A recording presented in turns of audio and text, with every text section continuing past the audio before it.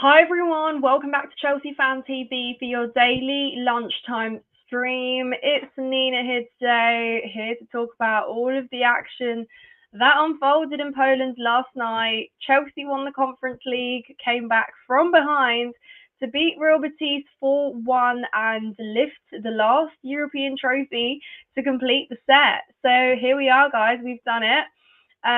Really happy with the group last night, the way we came out in that second half and just absolutely fired in 4 goals to put the game to bed. It is happy days, but welcome to everyone. Hope you're all well. Like the button for the Chelsea and let me know if you can hear me okay, because these days I've been so angry at all of my technical equipment. So I hope that you guys can hear me. Oh, I'm just going to check something. Give me a sec.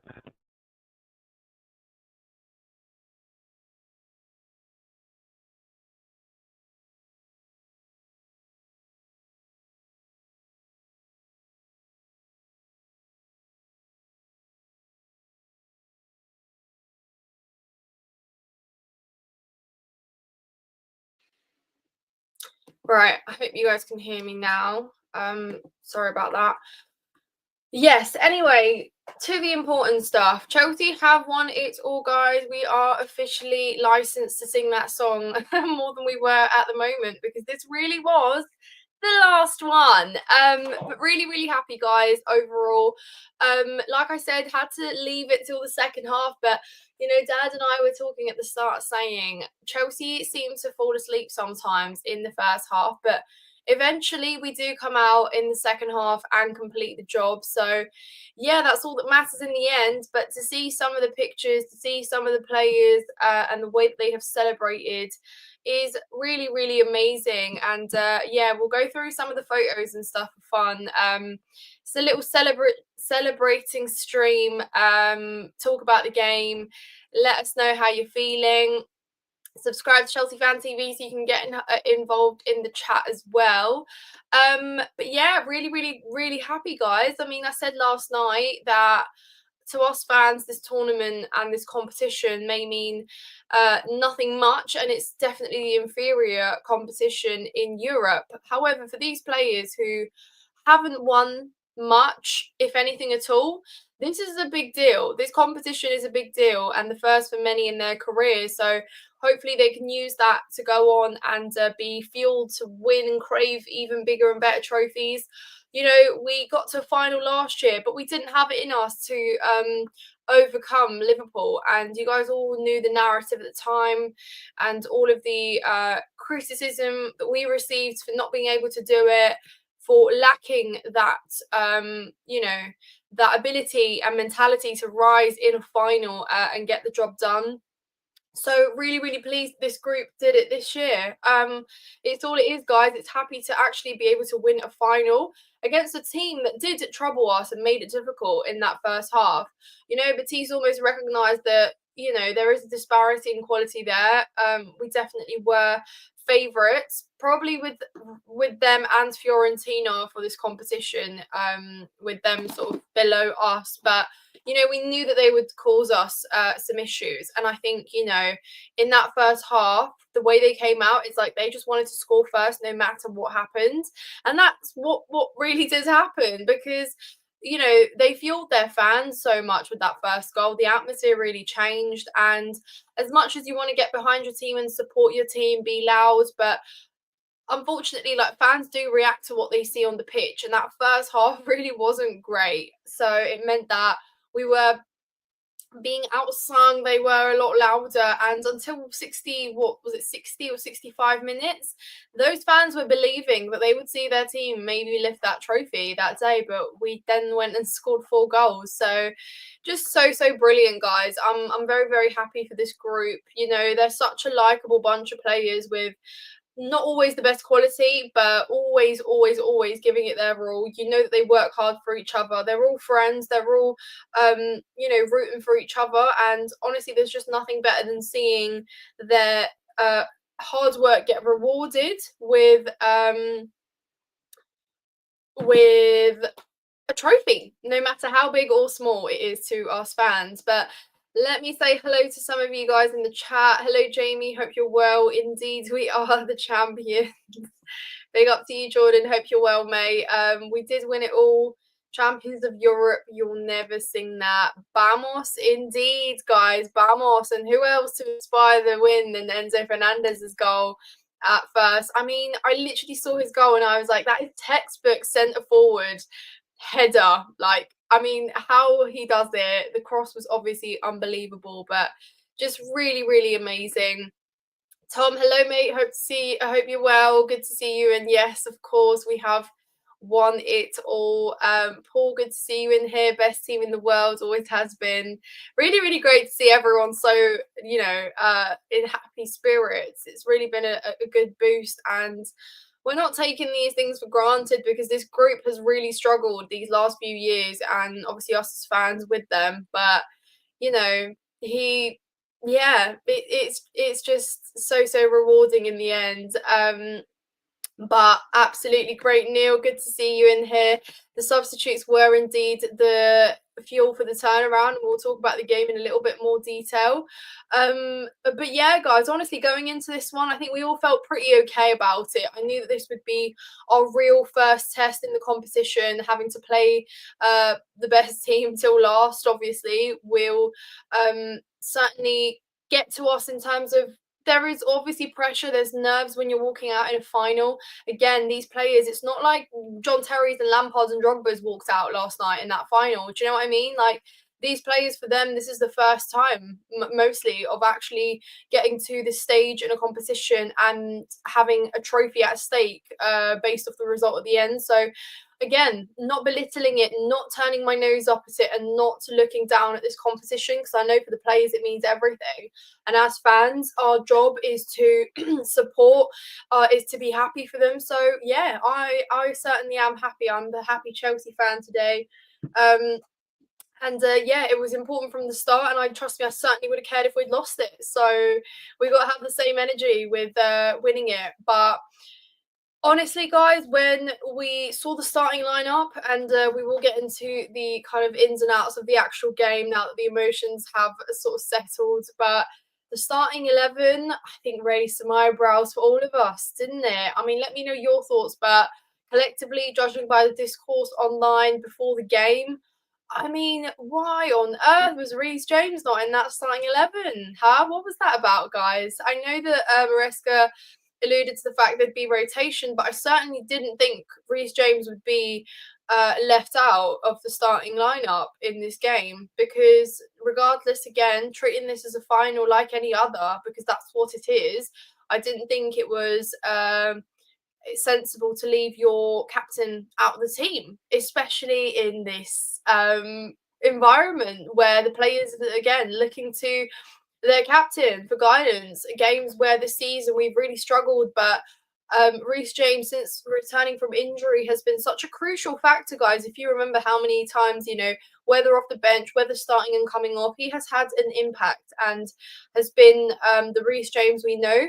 So to miss him there in those first kind of in that first half, yeah, it really showed. It really showed exactly why his absence can be so damaging. And I think, Maresca obviously learnt that.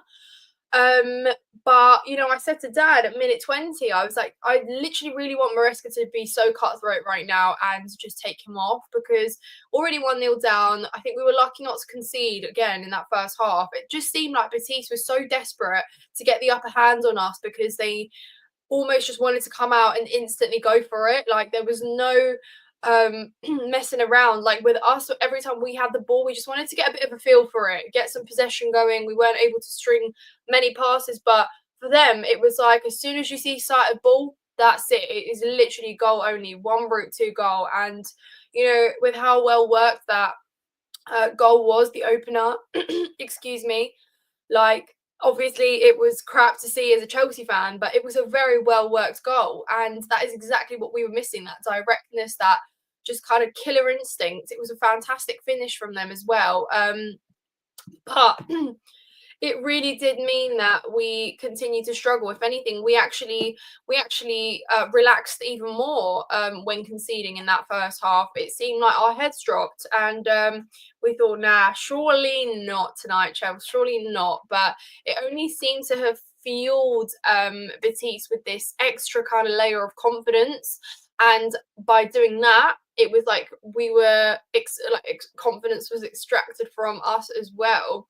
But yeah, bad support of Poland in the stadium. Why did you think that? I thought the support was pretty good. Again, like I said, obviously, Betis, shout out to their fans, truly, truly incredible. And the support was great. But you know, when you are leading in your first European final and you are playing against Chelsea, and it looks like you could have a chance at winning it, of course, your atmosphere is gonna be even better, even bigger. But trust me, in the second half, it really, really did change. And I think, I think it was great. And props to the Chelsea fans who have pretty much made it a good atmosphere since their arrivals in like Monday, Tuesday, etc. So pretty good.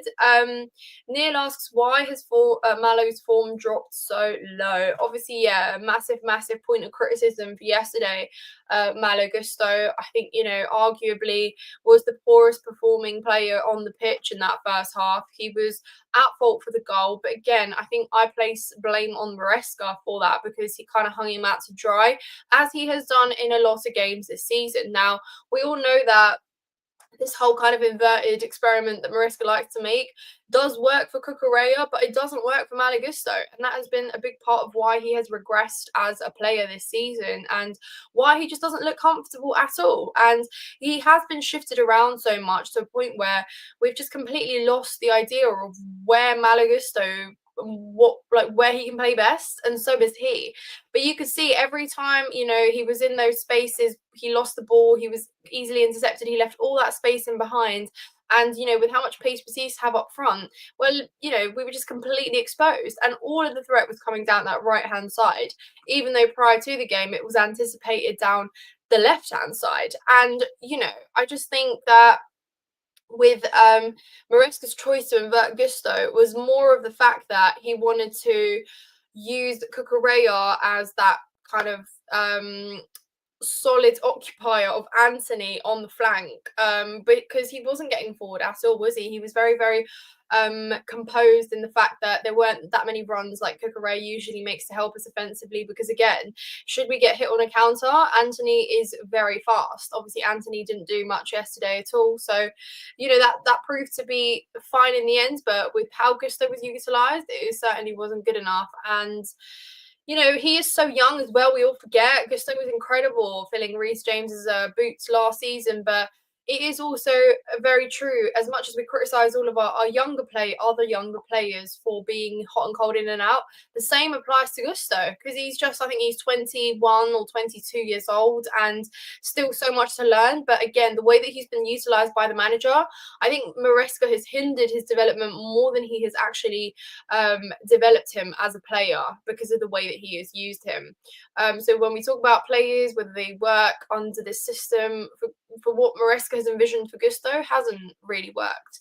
But yeah, Tom says, I knew Gusto was going to start, but was more shocked about Badiashile starting. Yeah, to be fair, that's a good shout. I actually was also surprised to see Badiashile start. I mean, he has played most of this tournament as well, I guess. Wanted to hand out some minutes, maybe rest.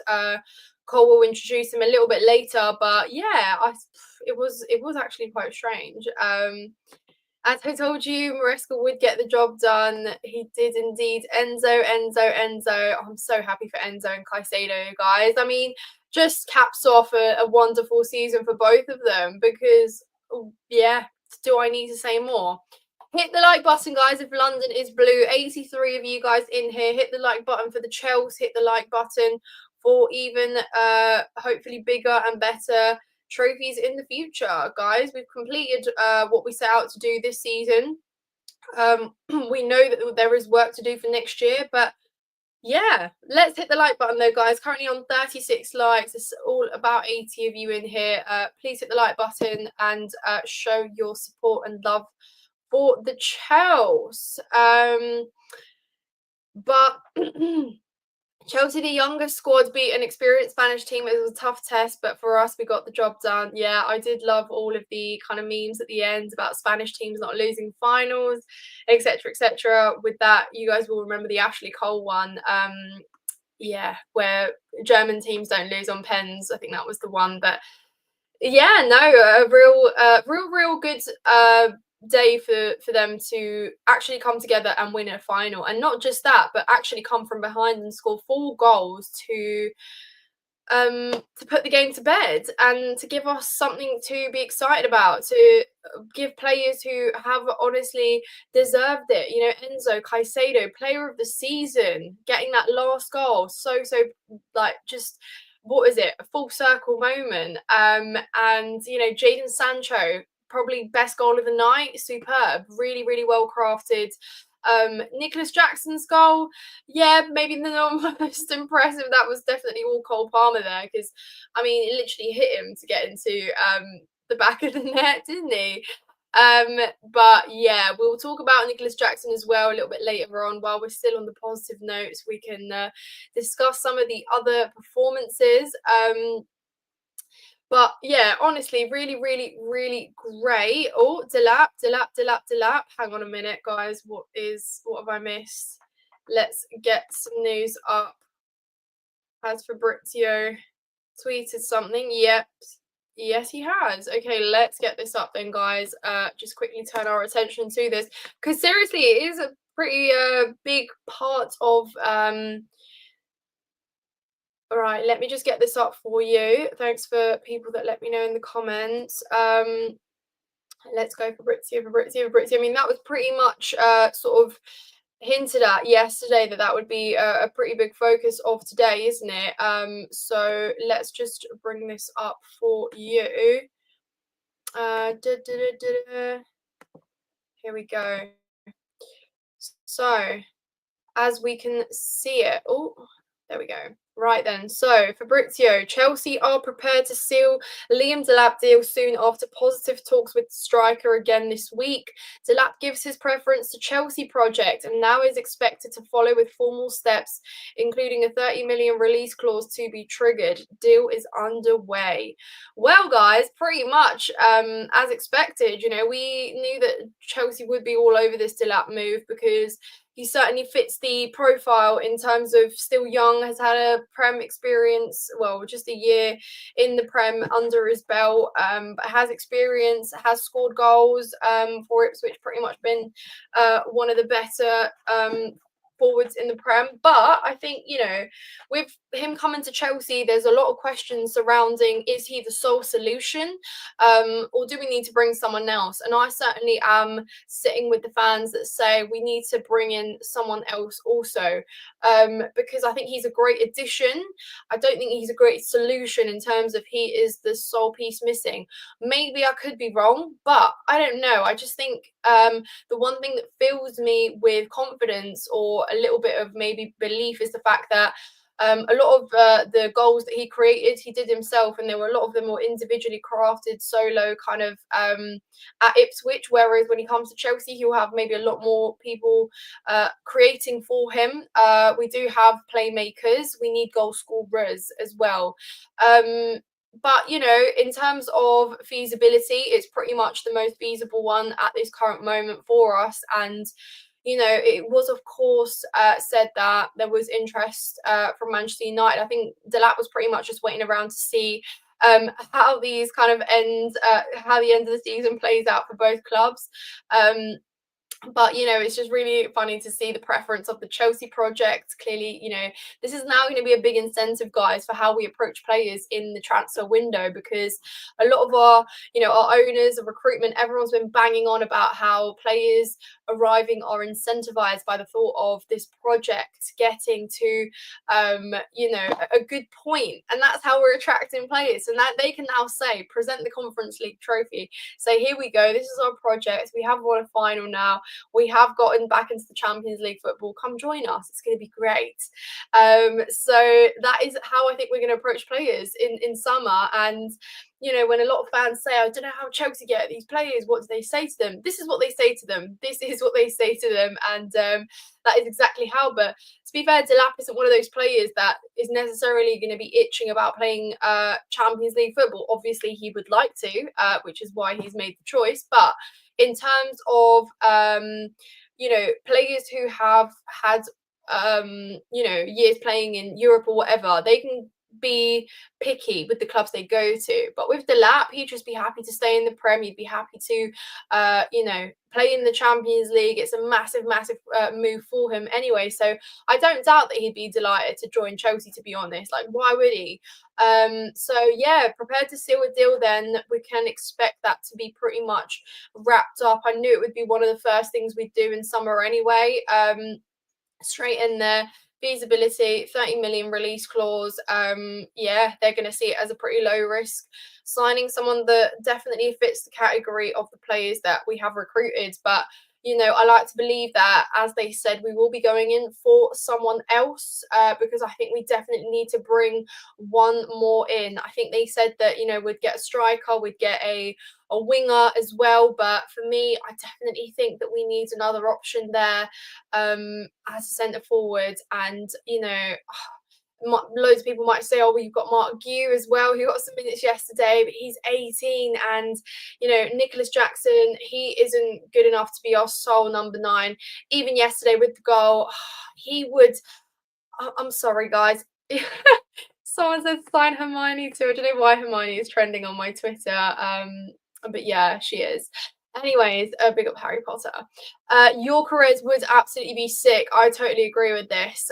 This has been my number one. And honestly, if we could make this happen, that would be absolutely incredible. However, again, it is in terms of feasibility, in terms of making it happen. I definitely think that it is such a dream signing that it's just kind of too good to be true.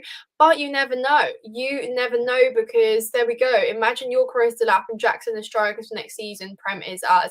See, now that is a lineup I can get behind. That as options is something I can get behind, because for me, you know, Jackson has been itching to have another man come in that can actually elevate his own game. And I don't mean playing two together. I mean simply someone that can be an option and a number 1, so that hopefully it makes Jackson become better. He can have some competition, but also, you know, Jackson's still got so much more to learn. I think it was always too naive to think bringing in Josh Jackson a couple seasons ago was going to be enough. But we all sold a dream in that summer transfer window, in pre-season. But that wasn't corrected a year later, you know, when we went in and didn't sign again another striker. So he was kind of just left there. But, you know, I think, yeah, good point, Tom. Jackson can play on the left too, but that is my problem with Jackson, that he almost gravitates towards the wing so much. Like yesterday, guys, I mean, if you look at how many opportunities there were, even in that first half, Neto Madueke, I know he got criticism, fine, rightfully so at some points, but there was nobody to cross to on many occasions in that first half, because Jackson was literally chilling with Neto or Madueke out wide. And I just thought, well, there you go. And you need a player like Enzo Fernandez to make a run in the box. Like, that's what Jackson should be doing. Jackson's the one that should be crashing in. And Cole Palmer spoke out in his interview post-match, said that, well, I saw, you know, I was sick and tired of recycling the ball, making passes sideways, backwards. I saw Enzo Fernandez make the run, so I just decided to cross it. And there you go. What comes of a player that's got that movement and, you know, just comes crashing in. And Jackson scored, yeah, cool. But, I mean, that's because he was in the right position to actually meet a ball for once, or rather get hit by the ball. No, I'm joking. Maybe I'm too harsh, but you guys all know and saw that opportunity where Jackson alone had the opportunity of putting us 3-1 up, but he cracks under pressure of moments where he needs to deliver. He can score opening goals, he can score first, but he can't score important goals in high pressure environments, in high pressure occasions like last night when, you know, it comes down to that third goal is important. You know, 2-1 up in a final, you're never guaranteed. It's not necessarily the safest result, is it? So the opportunity to put us 3-1 up and fluff your lines is certainly really, really disappointing. And again, I look back at that semi-final against Manchester City last year. I think Jackson alone, could have put so many chances away, put us in that final, gave us a chance to have another crack at the other domestic cup. But that's all what ifs. But guess what? It's not just the players' fault. It's the guys that made the decision that Jackson would be absolutely enough.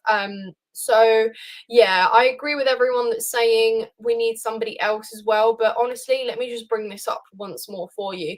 This is what you call an upgrade. This is what you call leveling up to go into a competition where you're not going to be afforded to make as many mistakes as we have, even in the Conference League, even in the Premier League up until our journey to secure Champions League football. You're not going to be afforded those moments of making mistakes and fluffing chances that are easily scoreable. So for me, that is an upgrade. That is definitely an upgrade. And I think this is definitely something that we should absolutely be looking to do, because again, we have the resources, we have the foundation of the players that have now had the luxury of a couple seasons together to get some chemistry going. However, we still need those couple players, those additions that will actually upgrade us instantly. And Delap is an addition, but Enquires coming in as well, that's an upgrade. That is elevating that front line massively. So yeah, what is everyone's thoughts? I'm seeing a few Osimhen's kind of dropped here in the chat, which again, no, Matt, we haven't forgotten about Osimhen, but for me, Osimhen has always been a fairy tale signing. And again, I used to think it was a Chelsea problem. Why can't we get it over the line? Why can't we get it done? But it's becoming more apparent that it's just a very, very, very difficult move, and a lot of other clubs seem to be put off by a lot of the terms that are involved in that one. So we'll have to wait and see. We'll have to wait and see. Yes, exactly. It was shocking. He literally took a touch too heavy and just passed it straight back at their keeper. Here you go, mate. You have that. I don't want it. Has Sancho done enough to be signed? That's a great question. I think from yesterday, judging by the way he scored the goal, the way he celebrated it, it just meant the world, didn't it? What an absolutely fantastic finish. And he's got that finish on him because we've seen it before this season. We've just itched and wanted to see it in more games. But for me, Jadon Sancho, he's still got so much more to bring to this team. And I really, really, really want to see him with an actual, like I said, with an actual centre forward there, with an actual box presence, with someone that can just be lurking in the area waiting for these crosses, because Sancho's great at crossing as well. He's great at linking up with players, but sometimes he gets shut out the game because there is literally nobody there to meet anything that he can supply. So it's like, well, that's wasted. And yeah, of course, he could have maybe done a few more individual solo goals, but again, I think Sancho is creative, he's technical, he's great at dealing with sort of teams that sit back at you because he can work in tight spaces, but there's definitely a player there. And I would certainly be leaning towards the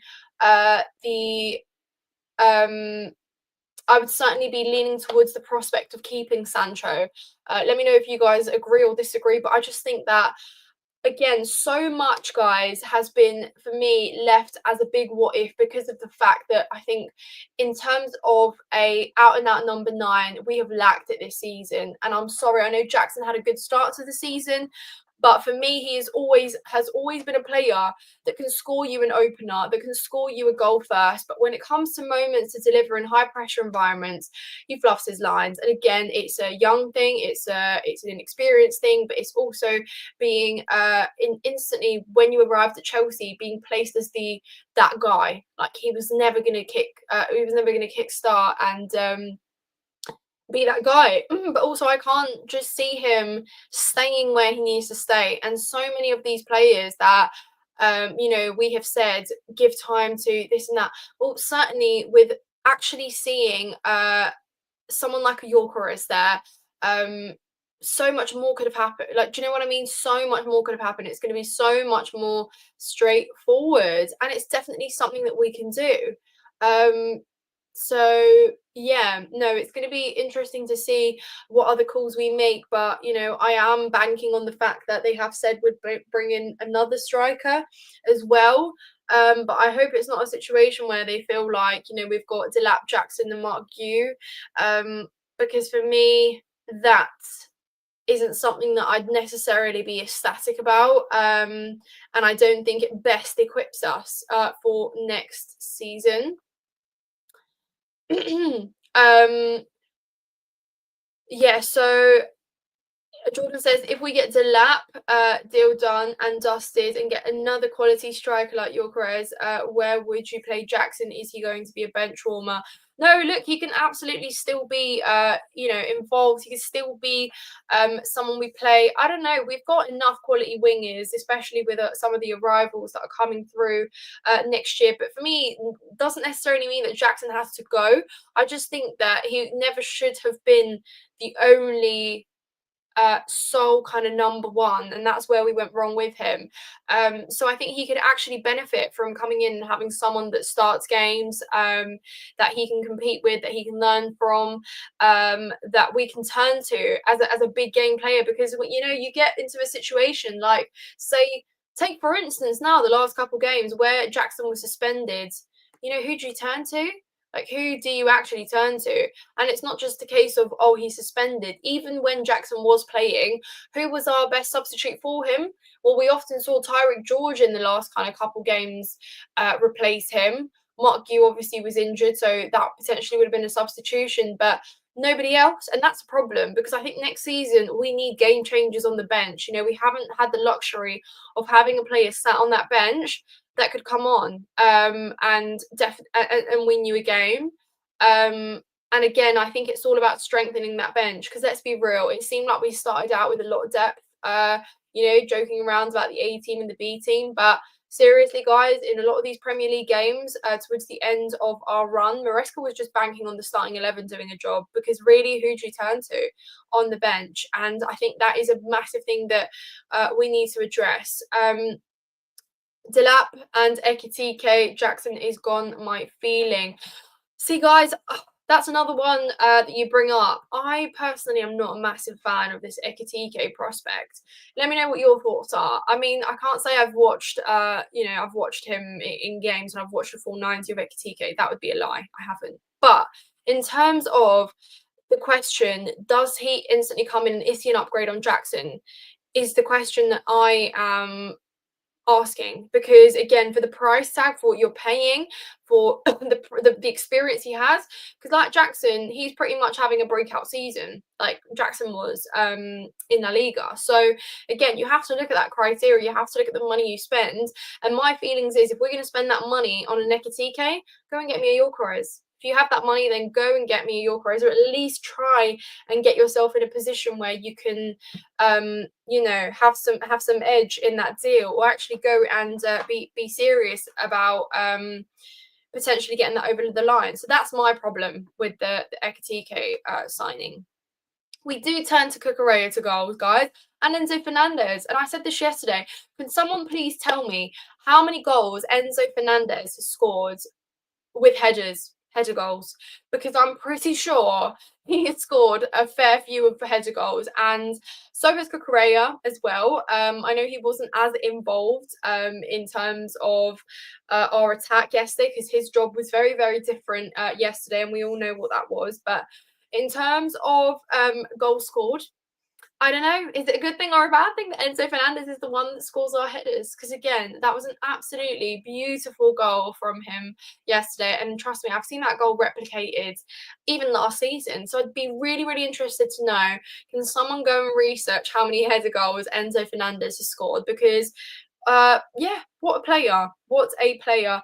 And you know what? I have to put my hands up and say that at the start of the season, I was unsure how good or bad it would do him to receive the captain armband after having a very difficult year, personally, professionally, after having a difficult time settling into the Premier League, after having a difficult time adapting to, this environment where so much changed at Chelsea since his arrival, you know, the weight of carrying the price tag as well that he came in with. So I really did worry about how exactly this captain armband would benefit him or hinder him. And actually, it's done quite the opposite. It has definitely just fueled him with um, even more hunger, even more desire to prove himself. And you can tell he absolutely loves the club.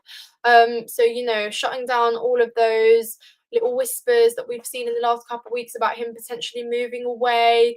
And, you know, someone that I went to the game with at Nottingham Forest said to me, did Enzo Fernandez look sad to you at full time when he was clapping the fans? I just thought, no, guys, I would love to believe that Enzo Fernandez genuinely loves his time here at Chelsea. Giving the captain armband to someone, getting them back into the top four, not even top five, top four, giving them the captain armband, lifting a trophy as well. Yeah, to me, if I was a player, that would mean I'd like to stay and be that guy for them next year, because he definitely has the absolute ability to be a main character for Chelsea. He is so great. And, you know, that partnership that we just dreamed of, why we were so desperate to get Caicedo over the line as well, was because we knew that Enzo Fernandez would just become, again, an even bigger upgrade on himself. So yeah, I'm just so thrilled with that. And hopefully hopefully we can see hopefully we can see with better players around them as well, with those kind of step up players. That service is going to be great, because even Enzo Fernandez alone, I know his G&A this season has been pretty good and pretty impressive, but genuinely how many more assists he could have had this season is pretty big. It's a pretty stark difference, guys. I'm telling you, Enzo Fernandez has been great at providing service to non-existent number nines. So that just tells you we absolutely have to we absolutely have to go in this summer transfer window and upgrade this team. You know, I talk about experience a lot. Fine, okay, people tell me, you know, we still have experience. These players have now had time. It's still, I think, so important. You know, go in there. We're probably definitely going to get sent back as well. We'll have to see who gets sold and who gets moved on. But, you know, we've really not got time to waste. And I'm not surprised that this Delap deal is pretty much close to being done, because we know that we're pretty much looking to equip ourselves immediately, because no rest, guys. We move straight into the Club World Cup tournament, which pretty much starts the week after the next, which is bizarre. But hey, who fancies another trophy?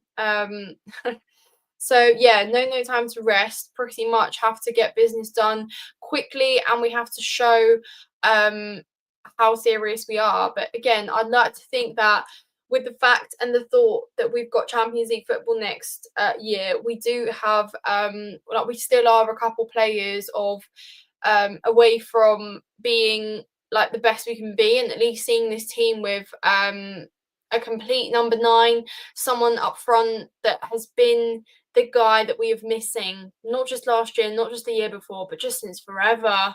You know, I feel like I don't know how many years we've been saying this, but I know that we've not always been lucky with the expensive signings we make in that position. However, no time to fear. You know, we have the money. Go out there, get those players, and equip us for next season. So really great, because I think what we have here is we've got a foundation of really exciting players who are still learning, still hot and cold. Some of them are building up a little bit more consistency, but again, I don't need any what if players coming in, or not that many.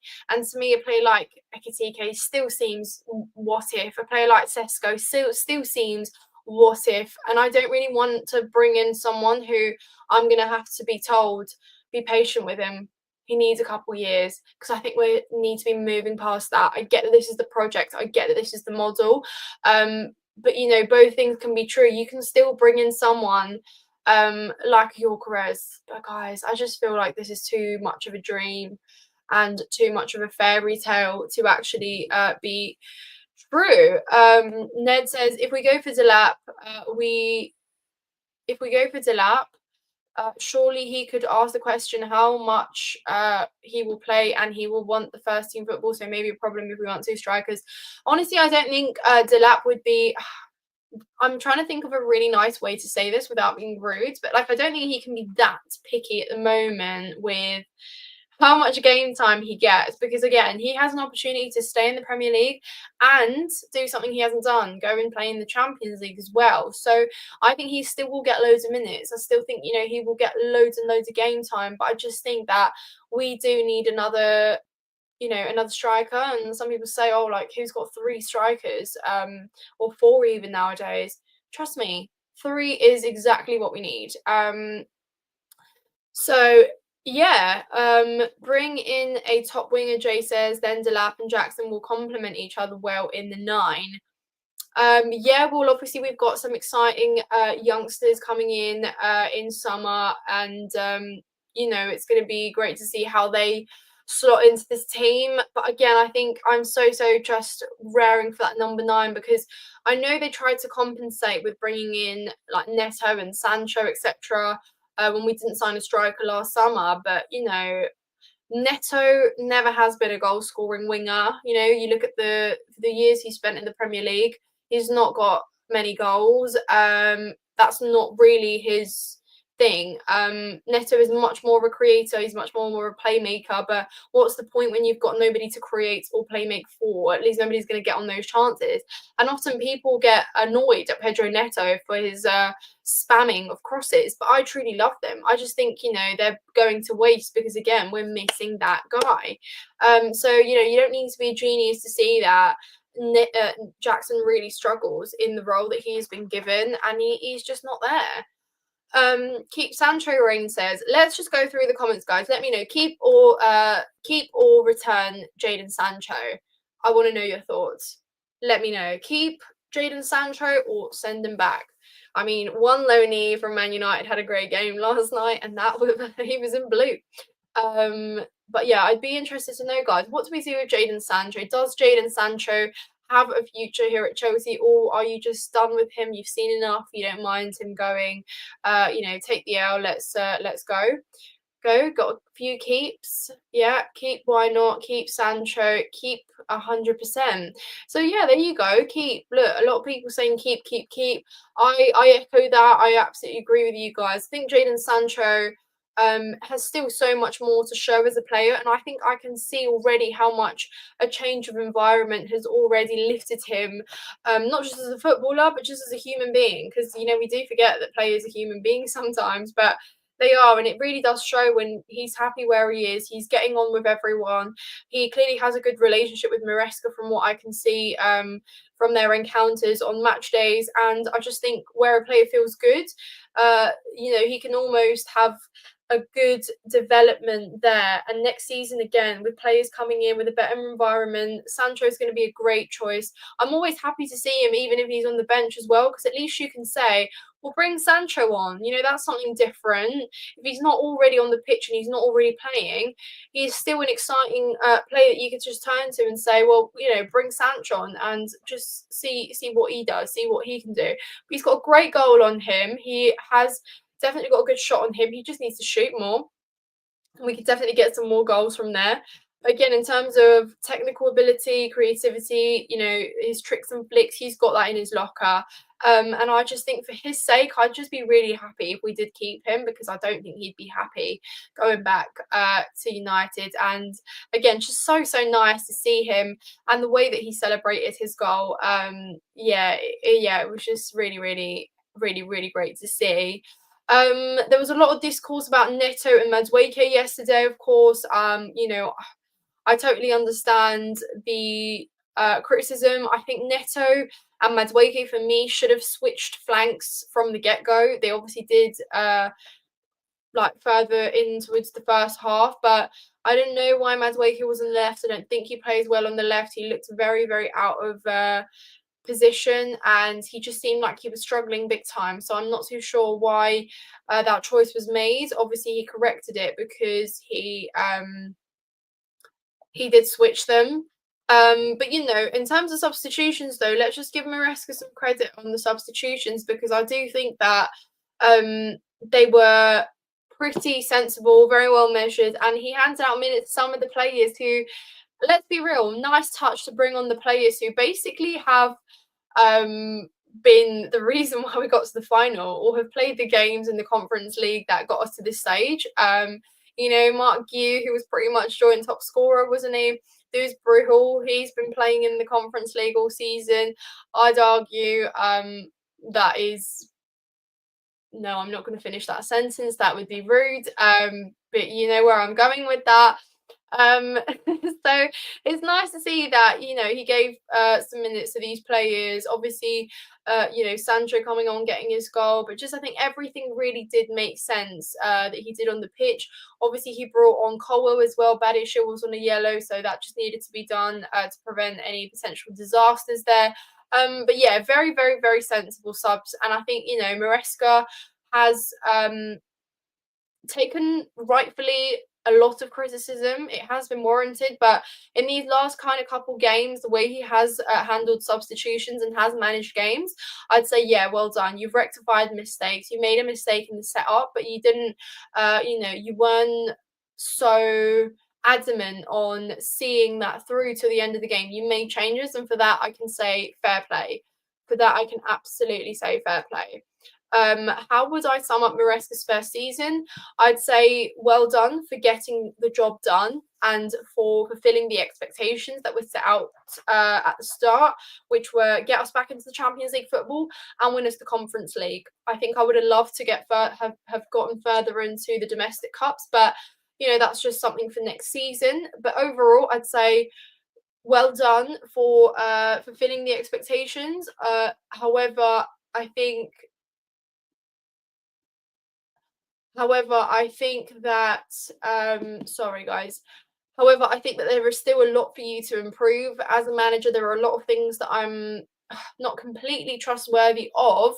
And I do have my doubts about next season. However, I will definitely give him the time and the equipment that he gets given, hopefully over the summer transfer window, and see how he gets on next season. I think it would certainly be unfair for me to sit here and say that I don't trust him, I dislike him, he's not good enough, because again, I think he fulfilled the expectations this season.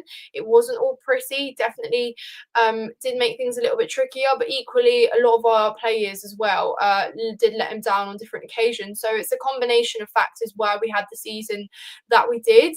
But, you know, let's judge him next year. Let's see how he goes. Of course, we have our reservations. You know, Maresca didn't arrive as a Champions League winner or, you know, as a, I don't know, a La Liga winner, whatever. He came in, he'd won the championship, and very much at the start of his managerial career. So, yeah, it would be interesting to see how he gets on, but we'll make a real judgment for him next year. I think it would only be fair. I've got my doubts. I've got certain things, but I've got doubts about loads of things at the club just in general. But let's see what we do this summer. Let's see what resources he gets given, and let's see how that team looks next season, and then we can truly judge. But he got the job done, so that's fine. But yes, guys, in terms of let's have a look. Oh, okay, we've got an opinion here on Neto. It's not about the switch. Neto has been horrible. Man can't keep his head up to pick out a decent cross into the box. Go replay Palmer picking up those crosses last night to see how he looks up. Yeah, no, I hear you on that. I think Neto is quite a rapid player in the sense that sometimes he wants to get things done pretty quick. He's very damn, lay off, bam, lay off across. I do agree with you though. I do think he needs to look up more. I'd say the only reason I'd maybe cut him some slack is I think he was very shut out in times. He had to beat a few players. You know, even Cole Palmer. It seemed like in the first half, Cole Palmer wanted to beat like 4 players at a time and get through on goal, but he was instantly getting pounced on every time he had the ball at his feet. And I think with Neto equally, because he's a lot quicker. You lose him sometimes, that ends badly. But I'm certainly one of Neto's bigger advocates. Again, I would love to see him in a team where we've got a centre forward and one that stays in the box. But yeah, excuse me. But yeah, overall, guys, really, really good night for the boys. I think, you know, really amazing to see that shift in mentality. We have always wondered what these players do in moments where it's high pressure. Like we all know when we went to St. James's Park, how that unfolded. We do tend to crack under that pressure sometimes, but I certainly think that yesterday we showed real grit, we showed real fight, we showed real spirit as well. And again, I think it's such a refreshing thing to see a group of players that are so hungry to win. You know, there's not you're not seeing a group of players with so many egos where, like, you know, look at me, look what I can, like, it's not like that. All of them are rooting for each other, all of them are wanting to do well together. So yeah, to those who mocked us about celebrating on Sunday and are mocking us about celebrating yesterday, we know that we're in a different period. You know, since the takeover, this is the first trophy to show in and under the new regime. That tells you exactly the fact that we won a Conference League. How many years into the new regime tells you exactly what happened since that transition and since that takeover. So we know where we are. You know, it has not been pretty. It's not been smooth sailing. We've been absent from the Champions League. There's been a lot of wake up calls for us as fans, as supporters, as the players, the staff, etc. And you know, it's not all been completely as expected. You know, loads of people mock us about standards, etc. But you know, I think we do need to judge this on the period of time that we are in right now and how difficult these last few years has been. So yeah, I'm absolutely happy to have won this trophy. I'm not looking down upon it. I am absolutely thrilled for these group of players, and hopefully this just encourages them to crave it more, because now they've won something, they know what it feels like to lift a trophy. They're going to want it again. And like I said, we did see that it was difficult in the league. We did see that it was difficult in the Conference League. That is what makes me doubt the performances and everything. That's what makes me doubt how we get on in the Champions League next year. But again, I think, you know, it'd be premature to say that we're going to be rubbish already, because let's see how we equip ourselves in the window, in the transfer window, because we absolutely need to, right? We need to. We know that. We're not stupid.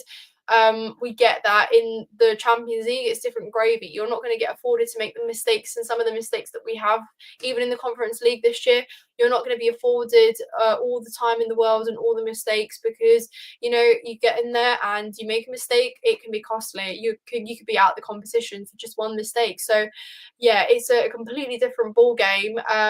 It's, you know, 2 levels up from what we have played in this season. But let's see how we get on. It's going to be a real challenge. But yeah, it's going to be really key how we approach this window. Esteval Willian Santos will make the difference in the Club World Cup next season, and next season especially the Champions League. Yeah, see, that's the thing. We always have someone to look forward to coming in.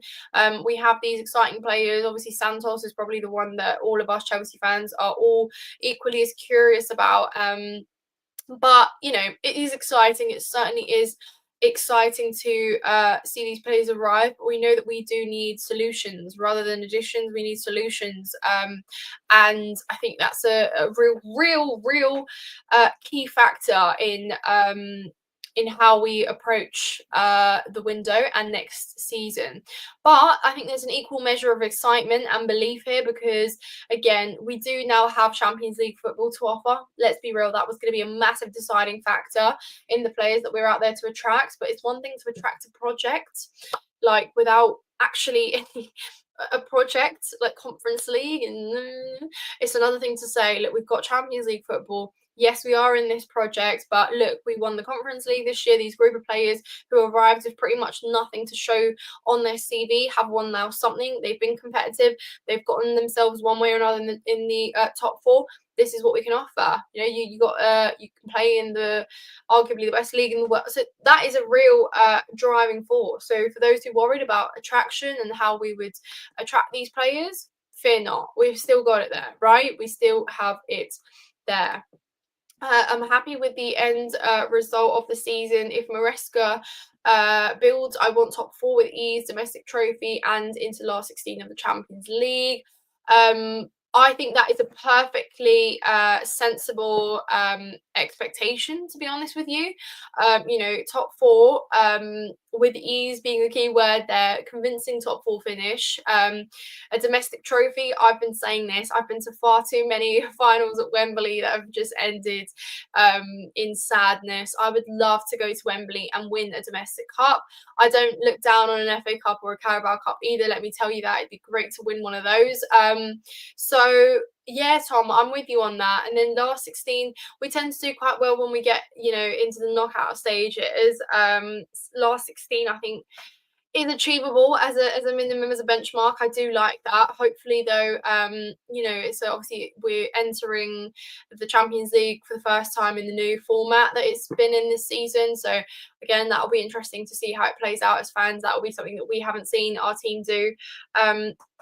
But I perfectly agree with you. Nina Maresca's best trait is his adaptability. We will be fine next season. I'm glad that you've got faith. We don't need players just spamming aimless crosses. Those crosses from Palmer is what we need when those attacking. It just needs the simplest of contact to get into goal, like Jackson's chest. Yeah, mate, but then you should have you could say the same thing for Palmer. Palmer's also crossed so much. Like all the chances he's created that have gone to no one, and what? Like that stands for a lot of players in this team. So crossing isn't really it isn't a bad trait. It's a bad trait when there is nobody there to meet them and you're potentially just risking gifting opposition the ball. So I get you from that regard, but Neto isn't the only one that is at fault for that. Sancho gone, it is what is. I want to keep him, not mad. He is gone. Well, you know, we'll see with regards to Jadon Sancho. I mean, there's nothing out on that yet, is there? Have you seen something? Let's see.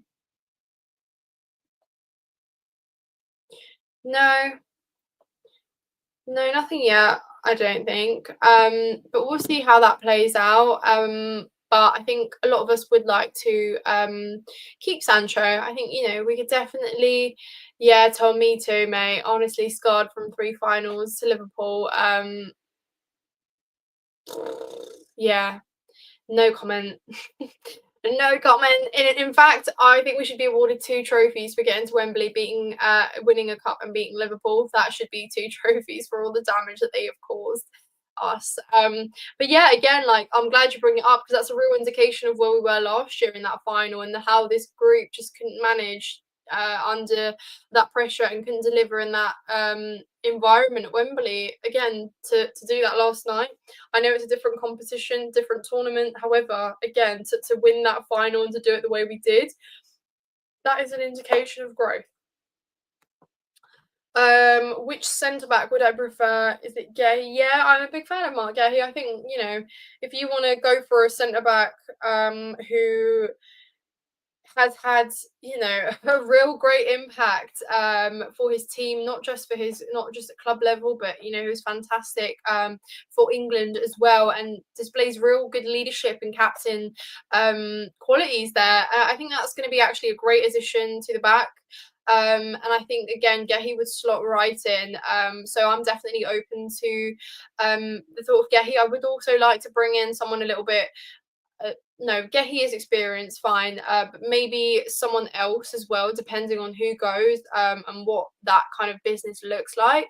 But yeah, it would definitely be great to get Gehi, and I think Gehi would slot right in. He's got a lot of experience now in the Prem, and he has just shown how much he can help a team out in transition, you know, undergoing different manager, etc. So yeah, really would like to see him at Chelsea, but we'll see how that plays out.